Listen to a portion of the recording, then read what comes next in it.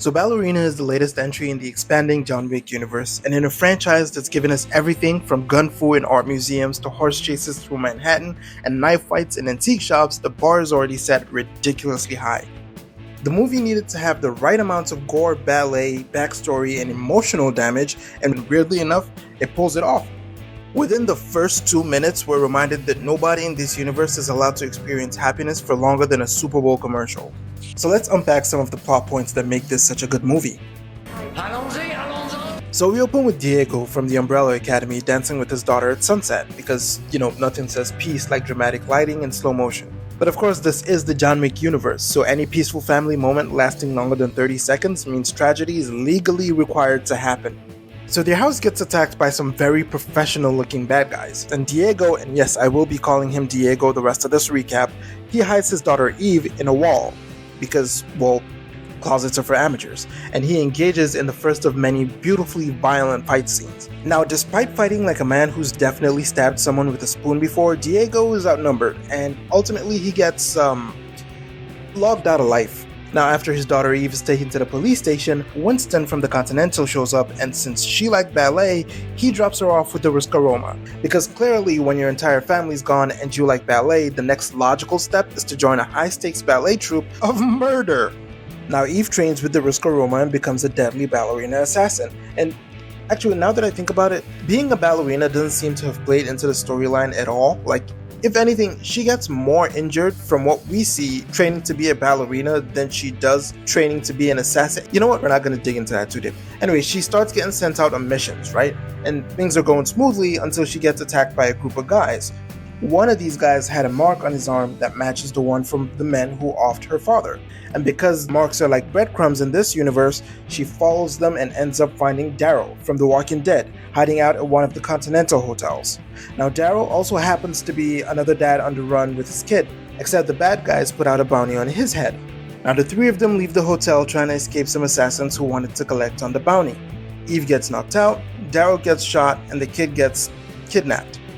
Eve chases the cult down to this town that was apparently like a retirement town for assassins, so obviously there were some more awesome fight scenes, and ultimately she gets captured. And we get reintroduced to the bad guy, the guy that removed Diego from the cast list. And at this point, we get a little surprise twist. Eve has a sister. And in a bonus surprise twist, the sister gets deleted.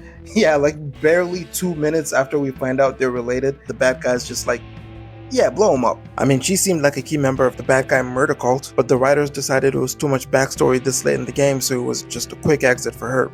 Anyway, Eve still manages to escape, and now the Chancellor, the bad guy, he calls the director of the Riscaroma and threatens war unless they stop Eve before midnight.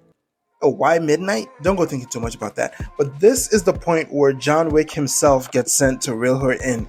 Now, it's at this point of the movie that I'm thinking, considering all 4 of the John Wick movies happen over a span of like 4 weeks or so, you mean to tell me that this man went through everything in the first 3 movies, got shot off the roof of the Continental, and while he was healing and hiding from the high table, had time to do side quests for the Riscaroma?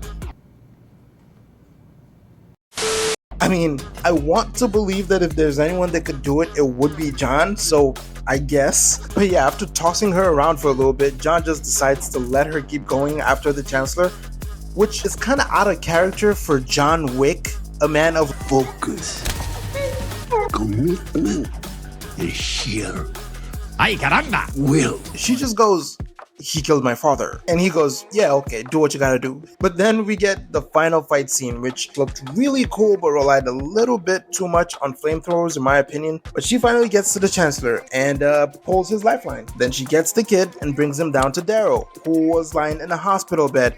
Yeah, it turns out he wasn't eliminated. He was just one of those characters in this universe that didn't have supernatural healing.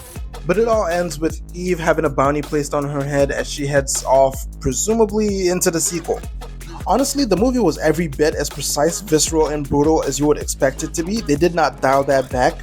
Eve isn't treated like a John Wick clone either. She has her own story, her own style, and her fight scenes felt tactical. Like they make a point of acknowledging that she's not the biggest person in the room, so she's just to look for her advantages and stick to it. And while it was explored enough to make sense in the film, I do wish we got a little bit more on the dynamic between the three organizations. Like we know the Risk Aroma, we know the High Table, and now there's this cult. Like what exactly is the power dynamic? As far as their operations, the main thing that we got was that they all seem to use the High Table's HR department, but that might be something that's explored more later on, assuming that there's going to be more movies. Still, the film didn't just ride the coattails of the Wick franchise, so I'm excited to see where it goes. So what did you think of Ballerina? Did you love it? Did you hate it? Did you find more plot holes? Let me know in the comments. Like the video if you enjoyed the breakdown, subscribe for more, and hey, tell me what movie or show you're excited to see next.